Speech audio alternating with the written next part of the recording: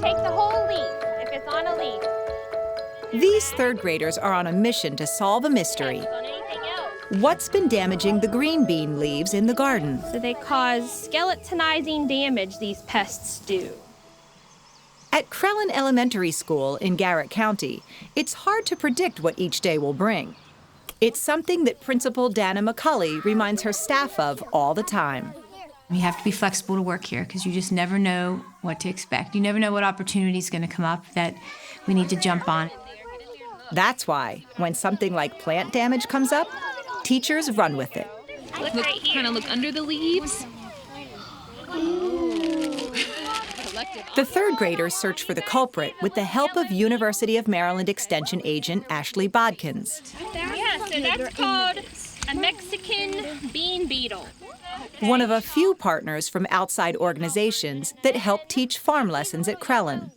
You know, we're not experts in any of this as teachers, and so we rely heavily on different agencies and organizations to come in and give us their expertise and work with the kids. Which means teachers like Jennifer Robaugh get to learn as well. I've really become interested in it, and I'm at home Googling how to take care of goats and sheep and little things, little questions we have. So my kids laugh, but it has inspired me to learn more about the animals. The farm is home to 2 barns, a greenhouse, a garden, 2 goats, 2 sheep, and somewhere between 12 and 18 hens. They're free range, so some days you count 12, some days you count more than that. So how did a small elementary school in Western Maryland end up with a farm?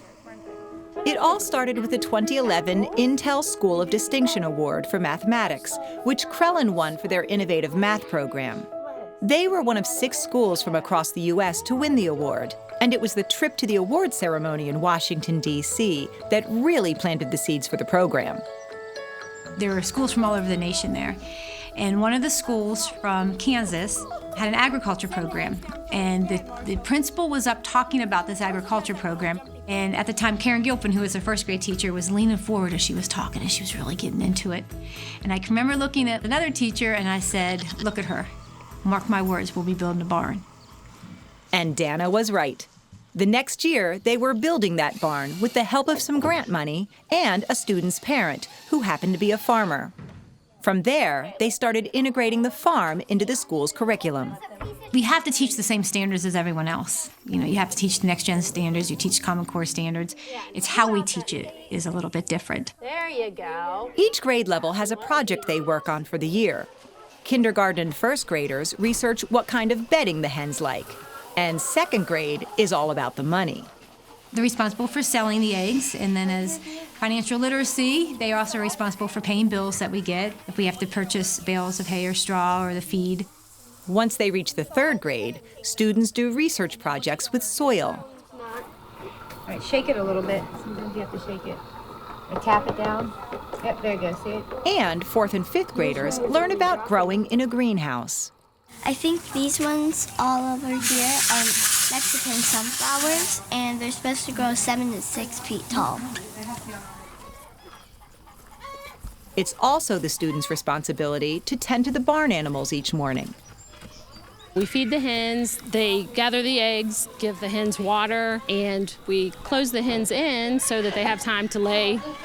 This barn duty might sound like a chore, but the kids don't see it that way. The students love to do barn duty. When I go into a classroom, it's always, I haven't gone for 3 weeks. It's usually a special treat. And while there's some time for play, it also involves hard work, like cleaning the goat barn and putting down new sawdust bedding for the hens. And just like learning about pests or what plants grow best in what soil, barn duty teaches students another lesson, one that might be the most rewarding: how to be the farm's caretakers. So I think it just kind of pulls them back into it, gives them a real purpose for being here, and they're part of how we function. And that's important to kids, to feel that they're needed. Thanks for watching Maryland Farm and Harvest. We hope you liked the video. To learn more about our show and watch full episodes, check out mpt.org/farm or just click the link in the description.